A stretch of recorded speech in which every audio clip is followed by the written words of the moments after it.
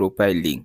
In this video, I'll show you step by step on how to get or how to copy X profile link. After you open your phone, now go and open your X app, that's Twitter. So after you open your Twitter X, as you can see now, allow it now to finish loading. So after it finish loading like this, all you have to do now, you can tap on the profile at the top right side.